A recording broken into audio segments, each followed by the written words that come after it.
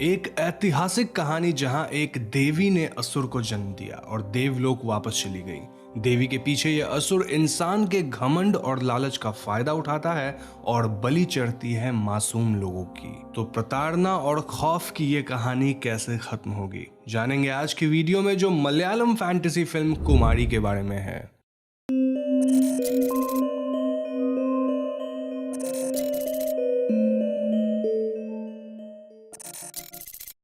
तो कहानी की शुरुआत एक लोक कथा से होती है, जहां हमें बताया जाता है कि सदियों पहले एक देवी परलोक से धरती पर आई ताकि इंसानों से मिल सके।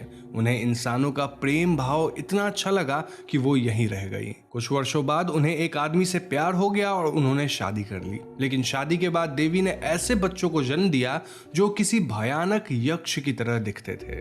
इन उपदेवताओं ने धरती पर तबाही मचा दी, जिससे आहत हो देवी ने इन्हें हमेशा के लिए जंगलों पहाड़ों में छुपी गुफाओं में कैद रहने का शाप दे दिया और वो वापस परलोक चली गई। अब देवी के जाने के कई वर्षों बाद जब मनुष्य को इन दानवों के विचित्र शक्तियों के बारे में पता चला, तो इन्होंने दानवों को पूजना शुरू कर दिया ताकि उन्हें पैसा और पावर मिल सके। तो यहाँ से कहानी आगे बढ़ती है और हम एक छोटे बच्चे को खेतों के बीच भागता हुआ देखते हैं। इस बच्चे का नाम है चोक्कन। चोक्कन इलियामाला के जंगलों में रहने वाला एक अनाथ लड़का है। खेलते खेलते चोक्कन गांव के मुखिया और कान्ही रंगत परिवार के सरदार थुप्पन के सामने चला जाता है। हम देखते हैं कि थुप्पन गांव वालों को काफी बेरहमी से ट्रीट करता है और चोक्कन को यहाँ देख बहुत गुस्सा हो जाता है। वो चोक्कन को नीच जाति का कहकर वहां से भाग जाने को कहता है, लेकिन थुप्पन की पत्नी नंगा कुट्टी चोक्कन को बहुत प्यार करती थी। वो बाकी गांव वालों के साथ चोक्कन को खाना खिलाती है और उससे पूछती है कि उसे जंगलों में अकेले घूमने में डर क्यों नहीं लगता। वो कहती है कि उसने सुन रखा है कि इलियामाला के जंगलों में चट्टन का राज है।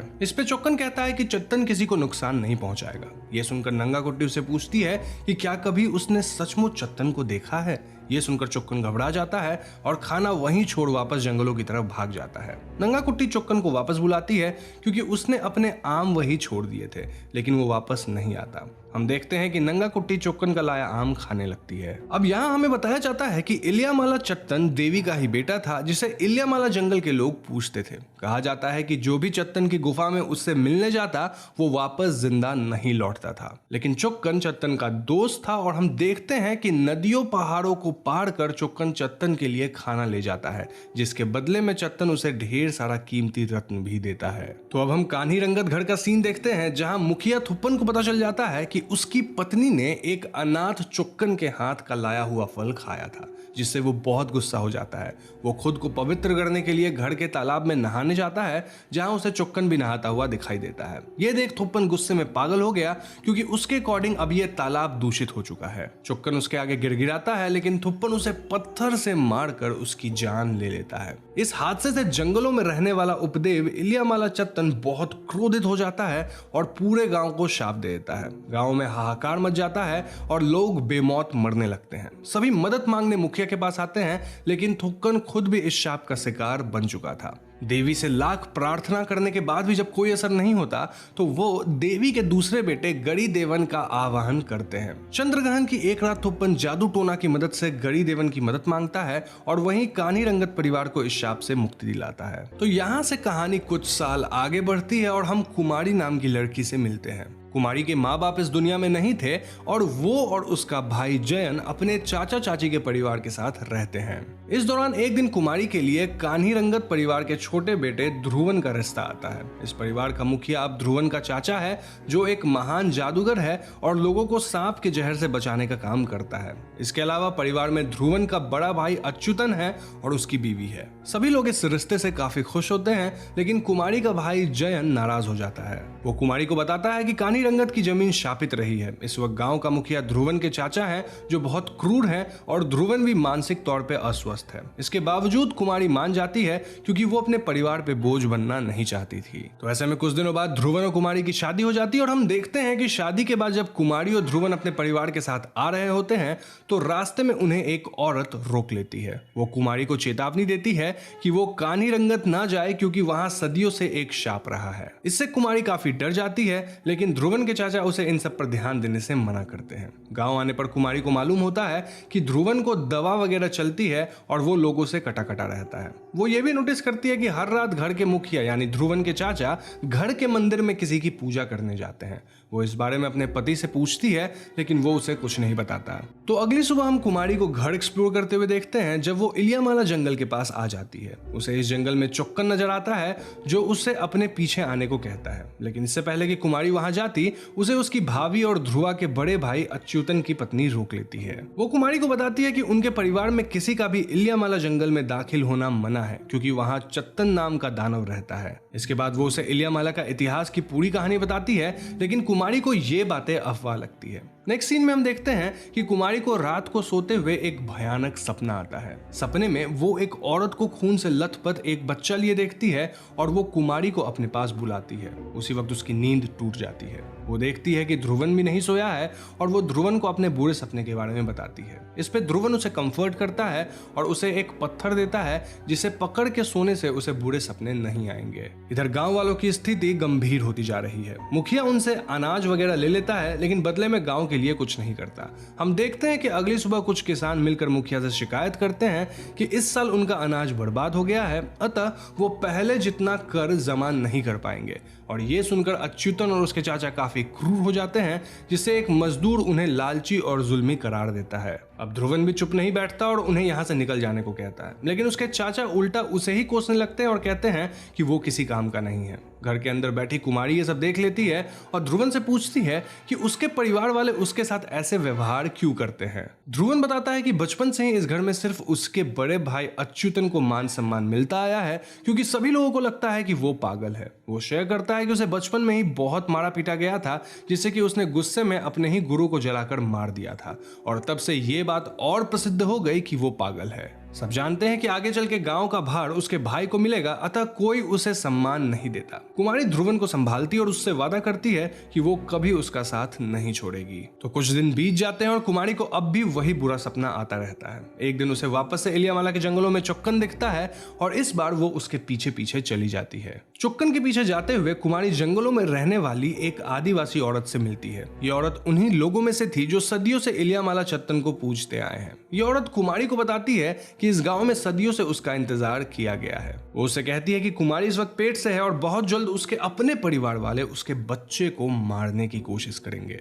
ये सुनकर कुमारी बहुत डर जाती है एंड देन औरत उसे कहती है कि जिस दिन कुमारी को ये बात पता चले वो सीधे इस जंगल में आ जाए और खुद इलियामाला चत्तन देव उसके बच्चे की रक्षा करेंगे। ये सुन कुमारी बहुत डर जाती है और वहां से भागने लगती है। जंगल के द्वार पर कुमारी बेहोश हो जाती है और उसे देखने के लिए वैद्य को बुलाया जाता है। घर वालों को भी पता चलता है कि कुमारी मां बनने वाली है। ये खबर सुन अच्युतन काफी दुखी हो जाता है, लेकिन ध्रुवन और उसके चाचा काफी खुश नजर आते हैं। ध्रुवन कुमारी को बताता है कि जल्दी वो इस घर को वारिस देने वाली है, जिससे उसे भी बहुत इज्जत मिलेगी जो अब तक अच्युतन को सिर्फ मिलती आई है। एज एन ऑडियंस हम नोटिस करते हैं कि ध्रुवन का भाव बढ़ने लगा है और वो पहले से ज्यादा कॉन्फिडेंट दिखाई देता है। उसके चाचा भी इस बात की घोषणा कर देते हैं कि अच्युतन के बदले अब ध्रुवन को गांव का सरदार बनाया जाएगा। तो एक रात कुमारी को ध्रुवन अपने बिस्तर से गायब मिलता है और वो उसे ढूंढने बाहर जाती है। हम देखते हैं कि ध्रुवन खून से लथपथ हालत में घर के कोने में पड़ा हुआ है। टू अटर हॉरर उसने अपनी उंगलियां काट ली थी और क्रीपली मुस्कुरा रहा था। वो कुमारी से कहता है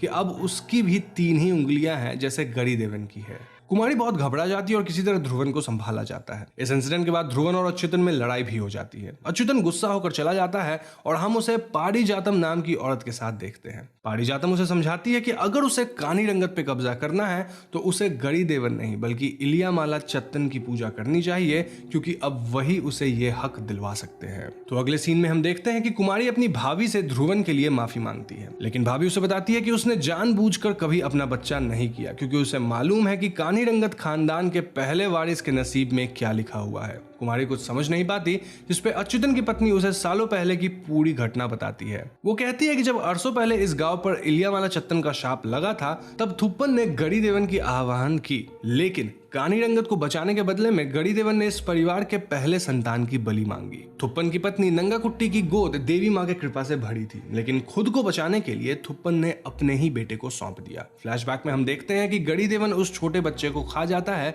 जिससे कान्ही रंगत सारे शापों से मुक्त हो जाता है, लेकिन नंगाकुट्टी इस दुख में अपनी जान दे देती है। इसके बाद भाभी कुमारी को अपने साथ घर के ऊपर के कमरे में ले जाती है, जहां हम एक भयानक नजारा देखते हैं। कमरे में एक अधमरा आदमी पड़ा हुआ था, जिसकी हड्डियां तक बाहर आ गई थी और वो काफी दर्द में दिख रहा था। भाभी कुमारी को बताती है कि यह आदमी और कोई नहीं बल्कि थुप्पन है, जो अपने कर्मों की वजह से आज भी इसी घर में कैद है। वो ये भी कहती है कि 12 पीढ़ियों तक गणिदेवन ही परिवार की रक्षा करते आया है, लेकिन अब उसे एक और बलि की तलाश है। अगर कुमारी अपने बच्चे को बचाना चाहती है तो उसे इलियामाला चत्तन की मदद लेनी होगी। हम देखते हैं कि कुमारी और अच्युतन की बीबी को ये सब बातें करते हुए मुखिया देख लेता है और भाभी को मरवा देता है। कुमारी इस हादसे से बहुत टूट जाती है, लेकिन उसे अपने भाभी की बात याद आती है। अपने बच्चे को बचाने के लिए कुमारी रात को चोरी छुपे इलियामाला जंगल जाती है, जहां उसे वही औरत मिलती है। वो उसे एक मंत्रों की किताब देती है, जिससे इलियामाला चत्तन देव को बुलाया जा सकता है। वो औरत कुमारी को इलियामाला चत्तन की गुफा में भी लाती है। हम देखते हैं कि कुमारी डरते हुए आगे बढ़ती है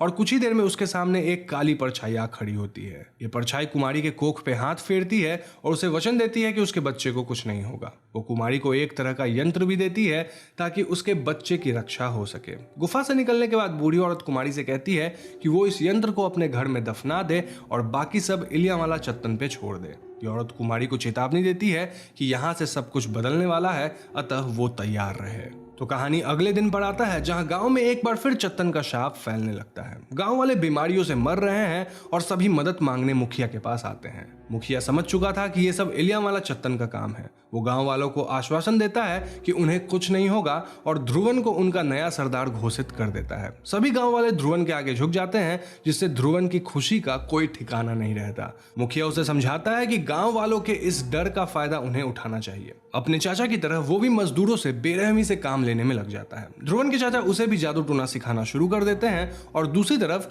चत्तन का शाप धीरे धीरे पूरे गांव में फैलने लगता है। इस बात की खबर अच्युतन और पारिजातम को भी लग जाती है और पारिजातम अच्युतन को चत्तन की शरण में चले जाने को कहती है। हम देखते हैं कि अच्युतन उसकी बात मान लेता है और इलियामाला की गुफाओं की तरफ बढ़ता है, लेकिन वहां पहुंचने पर चत्तन उसे ही मार डालता है। तो अगले सीन में हम देखते हैं कि एक तरफ ध्रुवन और उसके चाचा गणिदेवन की पूजा कर रहे हैं और दूसरी तरफ कुमारी चत्तन का मंत्र पढ़ती जा रही है। पूजा के दौरान इलियामाला जंगलों से एक सांप निकल आता है और मुखिया को मार डालता है। ध्रुवन अपने चाचा और बड़े भाई का अंतिम संस्कार करता है और ये समझने की कोशिश करता है कि आखिर कौन है जिसने उसके गांव पर चत्तन के काल को बुलावा दिया होगा। उसे गांव के उसी किसान पे शक होता है जिसने कर के लिए लड़ाई की थी और वो उस मजदूर को काफी मारता पीटता है, लेकिन यह आदमी ध्रुवन से कहता है कि उसे निर्दोष लोगों के बजाय इलियामाला के आदिवासियों को पकड़ना चाहिए, क्योंकि वही लोग इलियामाला चत्तन की पूजा करते हैं। ये सुनकर ध्रुवन अपने पूर्वज थुप्पन के पास जाता है और बताता है कि उसने इलियामाला के देव चत्तन को मौत के घाट उतारने का फैसला कर लिया है। थुप्पन उसे समझाता है कि चंद्र ग्रहण की रात तक उसे इलियामाला से दूर रहना चाहिए, लेकिन ध्रुवन घमंड में पागल हो चुका था और वो सभी गांव वालों को इकट्ठा कर आदिवासियों पर हमला कर देता है। जंगल में ध्रुवन उसी औरत का सामना करता है जिसने कुमारी को चत्तन तक पहुंचाया था। ध्रुवन उसे धमकाता है, लेकिन ये औरत हंसने लगती है और ध्रुवन को बताती है कि बहुत जल्द चत्तन जंगलों से निकलकर कान्ही रंगत पर हमला करेगा और सबसे पहले उसी की बलि चढ़ाएगा। वो उसे कुमारी के पूजा वाली बात भी बता देती है। ध्रुवन पूरी तरह पागल हो जाता है, लेकिन तभी हम दूर की गुफाओं से चत्तन देव के गुर्राने की आवाज सुनते हैं और सभी लोग ध्रुवन को लेकर वहां से भाग जाते हैं। तो घर पहुंचकर ध्रुवन कुमारी को कन्फ्रंट करता है और कुमारी कहती है कि वो किसी भी हाल में अपने बच्चे की बलि नहीं चढ़ने देगी। ध्रुवन कुमारी का गला घोटने लगता है और कहता है कि इस गांव की भलाई के लिए वो अपने बच्चे की ही नहीं बल्कि उसकी भी बलि चढ़ा सकता है। वो कुमारी को उसी कमरे में बंद कर देता है और हुक्म देता है कि बच्चे के आने तक उसे आजाद नहीं किया जाएगा। ऐसे ही 9 महीने बीतने लगते हैं जब एक दिन कुमारी से मिलने उसका भाई जयन आता है। कुमारी उसे सारी बात बता देती है और जयन गुस्से में ध्रुवन से लड़ने लगता है, लेकिन ध्रुवन उसे भी मार डालता है। अब तक कुमारी पूरी तरह से टूट चुकी थी और वो मदद मांगने सीधा थुप्पन के पास जाती है। थुप्पन कुमारी से अपने कर्मों के लिए माफी मांगता है। वो कहता है कि उसने अपनी बीवी नंगाकुट्टी के साथ बहुत अन्याय किया था, जिसकी वजह से उसकी आत्मा भी थुप्पन की तरह आजाद नहीं हो पाई है। यहाँ थुप्पन रिवील करता है कि अब तक कुमारी को जो सपने आए हैं वो उसे नंगा कुट्टी ही दिखाती रही है। उसी ने कुमारी को चत्तन के पास भेजा था और थुप्पन बताता है कि चत्तन यहाँ कुमारी के बच्चे को कोई नुकसान नहीं पहुंचाएगा क्योंकि वो सिर्फ अपना बदला लेना चाहता है। आगे थुप्पन कहता है कि उसे इस घर के काल कोठरी से गांव के असली देवी की प्रतिमा को निकालना होगा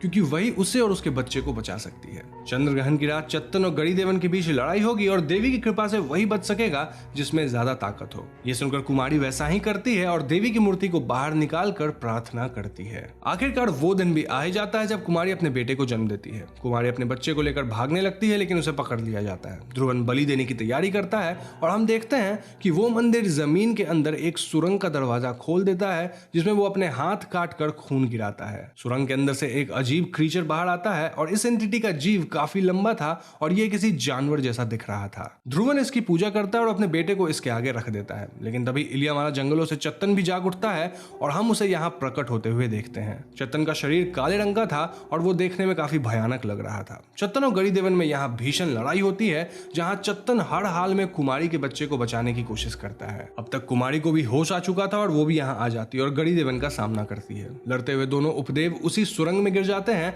जहां से गड़ी देवन निकला था। ये देख ध्रुवन खुद ही अपने बेटे की बलि चढ़ाने के लिए आगे बढ़ता है, लेकिन तभी यहाँ कुमारी उस पे कटार से वार कर देती है और उसकी जान ले लेती है। इसके बाद कुमारी अपने बच्चे को उठा लेती है और उधर सुरंग से केवल चत्तन बाहर आता है जहां हम उसके हाथ में गड़ी देवन की कटी जुबान देखते हैं, इंडिकेटिंग कि उसने गड़ी देवन को हरा दिया है। हमें बताया जाता है कि इसी के साथ कान्ही रंगत पे लगा हुआ शाप खत्म हुआ और देवी की कृपा वापस से स्थापित हो गई। अंत में हम कुमारी को मुखिया का भार संभालते हुए देखते हैं जहां वो सारे मजदूरों को आजाद कर देती हैं और इस साल का अनाज उनमें ही बांट देती है। वो कहती है कि सालों से इस गांव में बहुत कुछ गलत होता आया है लेकिन अब नहीं होगा। कुछ साल बीत जाते हैं और हम देखते हैं कि कुमारी का बेटा अब कुछ बड़ा हो चुका है और उसे भी जंगलों में चुक्कन खड़ा दिखाई देता है जो उसे अपने पास बुलाता है। इसी के साथ ये कहानी खत्म हो जाती है।